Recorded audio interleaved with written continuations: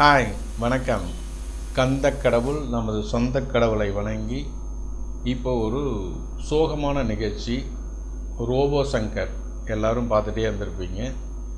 அதுக்கு முன்னாடி ஒரு 2 உதாரணம் சொல்லிடுறேன்.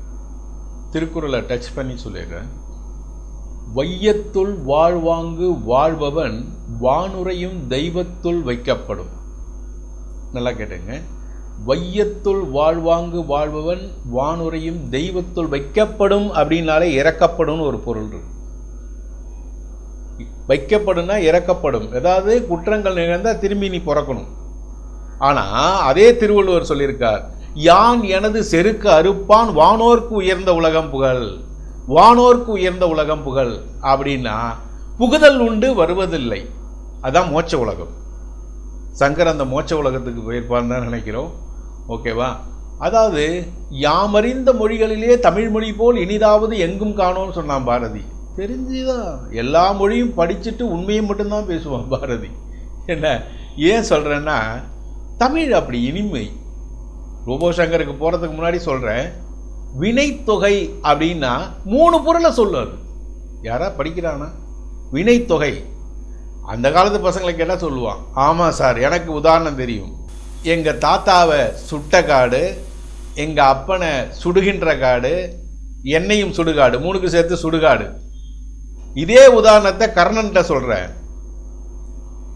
செய்த புண்ணியத்தெல்லாம் இப்படி தான் கொடுப்பியான்னு கண்ணபிரான் கேட்கும் போது அவன் சொல்லுவான், செய்த புண்ணியத்தையும் எடுத்துக்கொள், செய்கின்ற புண்ணியத்தையும் எடுத்துக்கொள். 2 புண்ணியம் செய்யறதுனால இன்னொன்று ஒரு புது புண்ணியம், செய்யும் புண்ணியத்தை எடுத்துக்கொள்ளும்பா. வினைத்தொகை. வினைத்தொகையில் கொடுப்பான் புண்ணியத்தை. அது மாதிரி இந்த ரோபோ சங்கர் ரொம்ப கடுமையான கஷ்டம். அதாவது என்னன்னா, மதுரைங்கிற ஒரு கிராமத்தில் பிறந்து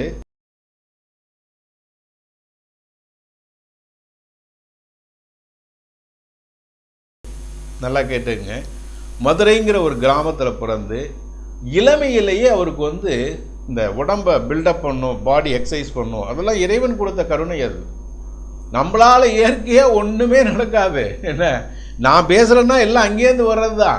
என் கையில் ஒன்றுமே கிடையாது. நம்ம ஒரு டம்மி பீஸ். என்ன அந்த காலத்தில் இதேமாரி இதெல்லாம் கிடையாது. இது த்ரெட் மில், சைக்கிளிங் அதெல்லாம் அப்போ கிடையாது. கிராமம். அப்போ ஐயனாருங்கிற ஒரு குஸ்தி வாத்தியார், தெரியுதா? படங்கள்லாம் பழங்கால படங்கள்லாம் பார்த்துட்டீங்கன்னா தெரிஞ்சிருக்கும். அவர் ஒரு ஜிம்மு வச்சு நடத்துகிறார். ஜிம்முன்னா என்ன ஜிம்மு தெரியுமா? பாறாங்கல்ல தூக்கணும். இந்த கையிலையும் பாறாங்கல்ல தூக்கணும், மம்முட்டியால் வெட்டணும். இது இவ்வளோ டைம் கொடுத்து இவ்வளோ இடம் கொடுப்பார், அதை வெட்டணும். அப்புறம் பாறை, அதெல்லாம் காட்டுறோம். இந்த ஜெனரேஷனுக்கு தெரியுமா தெரியலையா தெரியல. பாறையால் குழி தோண்டணும். இதுதான் எக்ஸசைஸ். கடுமையான உழைப்பு. இப்படி பண்ணிக்கிட்டே இருந்திருக்கார். அப்புறம் லோக்கலில் கூத்து பற்றை, அந்த காலத்தெல்லாம் கூத்து நடக்கும். புரியுதா? கூத்தெல்லாம் இப்போ மறைஞ்சிருச்சு, கூத்து நடக்கும். அப்போ அந்த கூத்து பற்றையில் என்ன பண்ணியிருக்காங்க, இவர் ரோபோ சங்கரை கூப்பிட்டு ரோபோ மாரியே ஒரு ஆக்டிங் கொடுக்கணும். தலை முதல் பாதம் வரை. நல்லா கேட்டுங்க, ரோபோ மாதிரியே ஒரு ஆக்டிங். தலை முதல் பாதம் வரை பெயிண்ட் அடித்து விட்ருவாங்க. பெயிண்ட் அடித்து விட்டால் அதில் ஆக்ட் பண்ணணும். எவ்வளோ சிரமம் பாருங்கள். இந்த மனுஷன் எவ்வளோ உயிரை கொடுத்து நடிச்சிருக்காரு பாருங்க. சார், அந்த பெயிண்ட் அடித்தா இந்த வேர்வை துவாரங்கள்லாம் அடைஞ்சிடும் சார். வேர்வை துவாரங்கள்லாம் அடைஞ்சிடும். சினிமாவிலே ஒருத்தர் அதேமாரி அடித்து அவர் இறந்தே போயிட்டார். ஆனால் ரோபோ சங்கருக்கு அதெல்லாம் ஆயில் நீடிச்சு போச்சு. நிறைய டைம் அதேமாரியே ஆக்ட் பண்ணியிருக்காரு. அப்புறம் கூத்துப்பற்றையில் இந்த கலர் டிசைன்லாம் போட்டுட்டு டான்ஸ் ஆடுவாங்க இல்லையா, ஒரு டிஃப்ரெண்ட் டான்ஸ். அந்த மாதிரி டான்ஸு கூத்து தான். ஃபஸ்ட்டு கூத்தில் தான் இருந்திருக்காரு. டிஃப்ரெண்ட் டான்ஸு கிராமத்தில் ஆடியிருக்காரு. நல்ல வரவேற்பு பெற்றவுடனே அவருடைய நண்பர்கள்லாம் சொல்லியிருக்காங்க, டே இயற்கையாகவே உனக்கு சிரிப்பு மூட்டுற குணம் இருக்குது, அது இறைவன் கொடுக்கறது. அதனால் நீ சென்னை போனால் பொழைச்சிக்கலாம், சென்னை போடா அப்படின்னு சொல்லியிருக்காங்க. சரி அப்படின்னு சொல்லிட்டு இவர் சென்னை கிளம்புற நேரம் பார்த்து கலக்கப் போவது யார் விஜய் டிவிலேருந்து வருது. இவ்வளோ பேர் தேவைன்னு. சரி, இதுக்கு அப்ளிகேஷன் போடுறாரு. இவருக்கும் இன்டர்வியூ வந்துருச்சு. மொத்தம் சார் 8000 பேர் கலந்துக்கிட்டான். கொஞ்சம் நெஞ்சல்ல 8000 பேர் கலந்துக்கிட்டான். 8000 பேரை பார்த்தோடனே சங்கருக்கு பயம் வந்துருச்சு. என்ன நம்ம செலக்ட் ஆகுமோ, திரும்பி போயிடலாமா அப்படின்னு ஒரு ஆசை எந்த ஒரு மனுஷனுக்கு வர்றது தானே. திரும்பி போயிடலாமெல்லாம் நினச்சிட்டு அப்படியே இருந்திருக்காரு அங்கேயே. சரி இருந்து தான் பார்க்குமேன்னு செலக்ட் பண்ணிட்டாங்க. எத்தனை பேர் தெரியுமா? மொத்தம் 66 பேர் செலக்ட் பண்ணியிருக்காங்க. ரொம்ப சந்தோஷப்பட்டார். 66 பேர் 66 பேர் செலக்ட் பண்ணி அடுத்து ஃபில்டர் பண்ணி 8 பேர் தான் செலக்ட் பண்ணான். அந்த 8 பேரில் ரோபோ சங்கரும் ஒருத்தர். 8 பேரில் ரோபோ சங்கரும் ஒருத்தர்.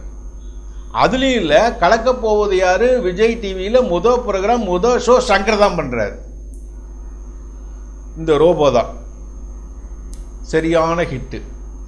இவர் இல்லாமல் ஒன்றுமே கிடையாது. தமிழ்நாடு ஜனங்கள் பூரா இவரை ஊரையே பார்த்தது. ரோபோ சங்கர்னா யாருக்குமே தெரியாது. இவர் பெயர் சங்கர் தான். அந்த ரோபோ ஆக்டிங் பண்ணதுனால ரோபோ சங்கர்னு பேர் வந்துச்சு. அதுக்கப்புறம் பார்த்தீங்கன்னா சினிமாவில் சின்ன சின்ன வேடங்கள்லாம் தலை காட்டிகிட்டே இருந்தார். அது யாருக்கும் தெரியாது. அவருடைய முதல் மெயின் கனவே வந்து வெள்ளித்திரையில் வரணும் தான். சின்ன திரையில் வந்துட்டார், வெள்ளித்திரையில் வரணும் தான். அப்போது சின்ன சின்ன வேடங்கள்லாம் நடித்தார். அது யாருக்கும் தெரியாது. அப்புறமா பார்த்தீங்கன்னா இந்த சேதுபதி கூட ஒரு படம் நடித்தார். அது நல்ல கிட்டு கொடுத்துச்சு. அதுக்கப்புறம் பார்த்தீங்கன்னா நிழல் ரவி கூட ஒரு படம் நடித்தார். அது ஓரளவு கிட்டு கொடுத்தது. அப்புறம் விஜய் அப்படியே டாப்புக்கு போயிட்டார். பெரிய அளவுக்கு வந்துட்டார். வந்ததுக்கப்புறம் என்னன்னா பார்த்தீங்கன்னா இதில் ஒரே ஒரு பிரச்சனை. நல்லா தெரிஞ்சுங்க, சினிமா கலைஞர்களும் இருக்கட்டும், நம்ம நண்பர்கள், என்னுடைய ஃப்ரெண்ட்ஸே பார்த்தீங்கன்னா ப்ரெஸ் கிளப்பு அவங்க ப்ரெஸ்ஸில் இருக்கவங்கலாம் நிறைய பேர் வந்து தண்ணியை போட்டே இறந்துட்டாங்க. அது ஒரு பேய் மாரி ஆட்டுருக்கு ஐயா, பிடிச்சா விடாதாட்டு. ரொம்ப வேதனைக்குரிய விஷயம் அது. எவ்வளோ நாங்களாம் சொல்கிறோம். கொரோனாவுக்கு அப்புறம் நிறைய பேர் என்னுடைய நண்பர்கள்லாம் ப்ரெஸ்ஸில் இறந்துட்டாங்க. ட்ரிங்கிங் தான். அது எவ்வளோ நிறுத்த சொன்னாலும் முடியல அவங்களால. அதே மாதிரி இவருக்கு வந்து ஒரு மஞ்சக்காமலை நோய் வந்திருக்கு. அப்போ சொல்லியிருக்காங்க இதை மாதிரி வந்து தண்ணி போடக்கூடாது அப்படின்ட்டு. கொஞ்சம் உயிர் பயத்தில் கொஞ்ச நாள் இருந்திருக்காரு. தண்ணி போடாமல் தான் இருந்திருக்காரு. ஷூட்டிங்லாம் அடிச்சிருக்காரு. கடைசியாக பார்த்தீங்கன்னா வேலூர்லேயே எங்கேயோ ஒரு ஃபங்க்ஷன் நடந்திருக்கு. அப்போ வந்து அவருடைய இனிய நண்பரே இப்போ பேட்டி கொடுத்துருக்காரு. தண்ணி போட்டிருக்காரு. தண்ணி போட்டு ஆக்ட் பண்ணப்போ ரோபோ சங்கரா இப்படி பேசுகிற டைலாக்லாம் சூப்பராக பேசுவார். ரோபோ சங்கரா இப்படி பேசுகிறார், பழையபடி தண்ணி போட ஆரம்பிச்சிட்டாரா அப்படின்னு மக்கள் கேட்டிருக்காங்க. நல்லா தெரிஞ்சுங்க ஜனங்களே, குடிதான் குடியை கெடுக்கும். சினிமா கலைஞர்களாக இருக்கட்டும், வீட்லையாக இருக்கட்டும், கணவன்மார்களாக இருக்கட்டும், எல்லாருமே இருக்கட்டும், குடும்ப தலைவர்களாக இருக்கட்டும், யாராக இருந்தாலும் சரி, அரசாங்கம் திறந்து வச்சுருக்கான் அவன் வியாபாரம் பண்ணுறதுக்கு. ஆனால் நீங்கள் எல்லாம் குடிக்கக்கூடாது. குடித்தா மனைவி என்ன, மக்கள் என்ன, வாழ்க்கை என்ன எதுவுமே தெரியாது.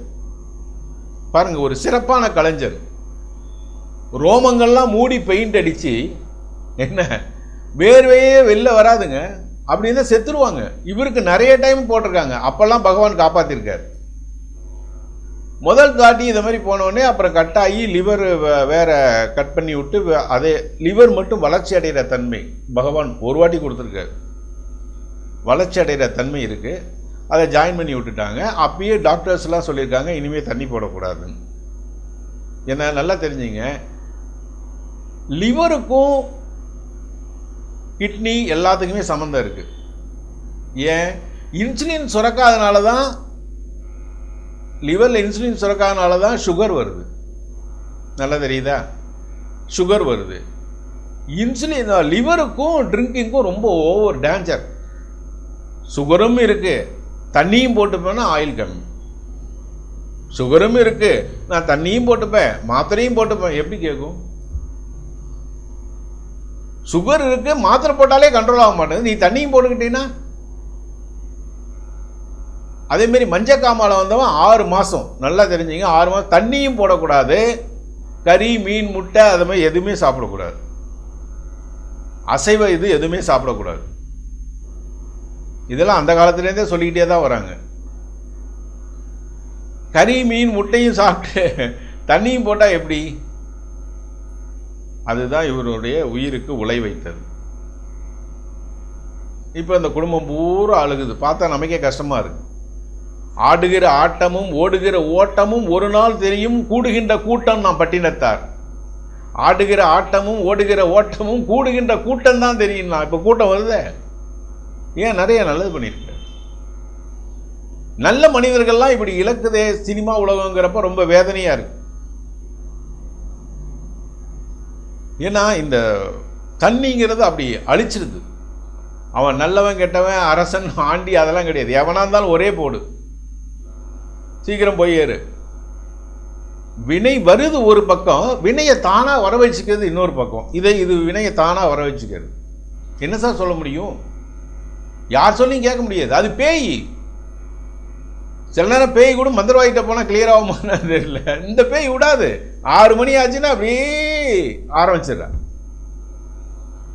விவேகானந்தர் தான் சொல்லுவார், தண்ணி போடாதவன் தண்ணியை நிறுத்திட்டான்னா தன் நிலைமையில் இருக்க மாட்டான், திருப்பி தண்ணி போட்டால் தான் பழைய நிலைமைக்கு வருவாங்க. அது உண்மைதானாட்டு. விவேகானந்தர் அப்பயே சொல்லிட்டார், தண்ணியை நிறுத்திட்டானா அவன் நிலைமையிலே அவன் இருக்க மாட்டான், திரும்பி தண்ணி போட்டால் தான் அவன் பழைய நிலைமைக்கு வருவான், பழையபடி பேசுவான், நார்மலாக இருப்பான்னு விவேகானந்தர் சொல்வார். அப்பேற்பட்ட மகாஞானியே சொல்லிட்டார். அதனால் கூடுமான வரைக்கும் சினிமா உலகத்தில் உள்ளவங்க டென்ஷனை குறைக்கிறேன்னு சொல்லிட்டு இந்த மாதிரி ஒரு தீய பழக்கத்துக்கு அடிமையாகாதீங்க. அடிமையானா பல்லாண்டு வாழ வேண்டிய உயிர் சில காலங்கள்லேயே போயிடுது. அதனால் எதிர்வரும் காலங்களில் இதேமாதிரி நல்ல மனிதர், தயால குணம் கொண்டவர், தாராளம், அதேமாரி நேவியில் உள்ளவங்கள்லாம் வந்து காவல் தெய்வம்லாம் சொன்னவர், நிறையா அவங்களுக்கெல்லாம் வீட்டில் போய் 1 லட்சம் பணம் கொடுத்துருக்கிறார். நல்ல நல்ல எண்ணங்கள் நிறையா, ஹெல்பிங் டெண்டன்சி. சில பேர் மூட்டை கணக்கில் பணம் சம்பாதிப்பான், பீச்சை கையால் கூட காக்கா ஓட்ட மாட்டான். என்ன மூட்டை கணக்கில் சம்பாதிப்பான், என்ன 1 ரூபா எடுத்து வெளில தர மாட்டான். தர்மம்னா 50 மைல் தூரம் ஓடிடுவான், தர்மம் பண்ணான்னா 50 மைல் பறந்துடுவான். பேசுறது நல்ல வேக்கானமாக பேசுவான், ஆஹா ஓஹோ அப்படி இப்படின்னு. தர்மம் பண்ணானா 50 மைல் தூரம் ஓடிடுவான். அதனால் இவர் அப்படி இல்லை, சம்பாதிச்சதை நிறைய செலவு பண்ணியிருக்கார். 2 பெண் குழந்தைகள் வேறு இருக்குது, ஒன்றுக்கு திருமணம் ஆகிட்டு தான் இருக்கு. அடுத்தது அந்த பையனுக்கு ஏதோ காது குத்தோ ஏதோ ஃபிக்ஸ் பண்ணியிருக்காங்க. இந்த டயத்தில் பாருங்கள் எப்படி ஒரு சோகமான ஒரு நிகழ்வு. யாராலையும் தாங்கிக் கொள்ள முடியாது. ஏன்னா சின்ன வயசு, அநேகம் 47 வயசு. சின்ன வயசுல இப்படி போனால் என்ன பண்ண முடியும்? அதனால் எதிர்வரும் காலங்களில் சினிமா கலைஞர்களாக இருக்கட்டும், குடும்பஸ்தர்களாக இருக்கட்டும், எல்லாருமே இதுக்கு அடிமையாகாதீங்க, இதுக்கு அடிமையாகாதீங்க. அதுக்கோசரம் மறுவாழ்வு மையெல்லாம் வச்சு நடத்திட்டு இருக்காங்க. அதெல்லாம் ஒன்றும் பண்ண முடியாது. மனசு மட்டும்தான் கண்ட்ரோல், மனசால் மட்டும்தான் அதை நிறுத்த முடியும். மனசில் மட்டும்தான் கண்ட்ரோல் வரணும். கண்ட்ரோல் வந்தால் மட்டும்தான் அது நிற்கும். மறுவாழ்வு மையத்துக்கு போய் அவன் ஒரு 1 லட்ச ரூபாய் பிடிங்கிடுவான் வரும். அதெல்லாம் பிரயோஜனம் இல்லை. சரி, நன்றி ஜனங்களே. ஒரு நல்ல மனிதரை தமிழகம் இழந்து விட்டது. அதுக்கு ரொம்ப கோவை டிவி சார்பாக சோகத்தை தெரிவிக்கிறோம். ஏன்னா இனி வரும் காலங்களில் இந்த தவறு நடக்காமல் எல்லாரும் பார்த்துக்கணும். இப்போ நிறைய இளைஞர்கள் சமுதாயம் நிறைய போயிட்டுருக்காங்க. அவங்களும் எந்த துக்கம் வந்தாலும் எந்த சந்தோஷம் வந்தாலும் இது பக்கம் மட்டும் போகக்கூடாது. ஏன்னா இது வந்து தானாகவே உள்ளே இழுத்து தானாகவே முழுங்கி முதல்ல மாரி ஆளையே முழுங்கிடுது. நான் பார்த்த வரைக்கும் அதேமாரி தான் இருக்குது. ஓகே நேயர்களே, இது வரைக்கும் வந்து அவரை பற்றி நிறைய பேசினோம். அவருடைய ஊர்வலங்கள்லாம் காட்டுறோம், எவ்வளோ ஜனங்க போகிறாங்க.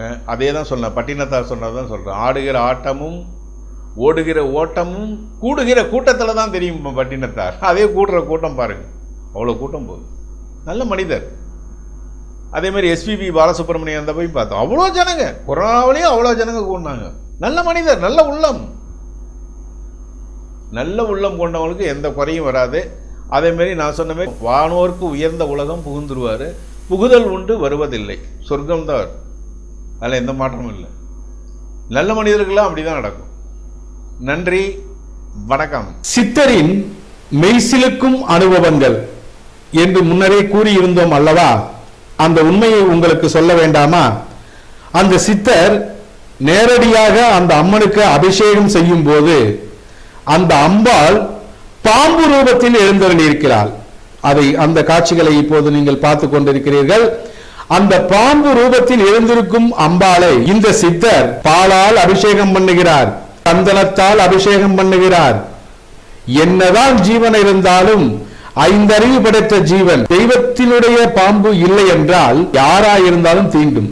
ஆனால் கடவுளின் அருள் பெற்ற இந்த சித்தர் அந்த பாம்புக்கு அபிஷேகம் பண்ணும் போது எந்தவித மறுப்பும் அது தெரிவிக்கவில்லை. சில நேரம் மஞ்சள் தண்ணி எடுத்து அது வாயிலே போடுறார். இதெல்லாம் பார்க்க ரொம்ப மெய்சிலிருக்கும் அனுபவமா இருக்கு.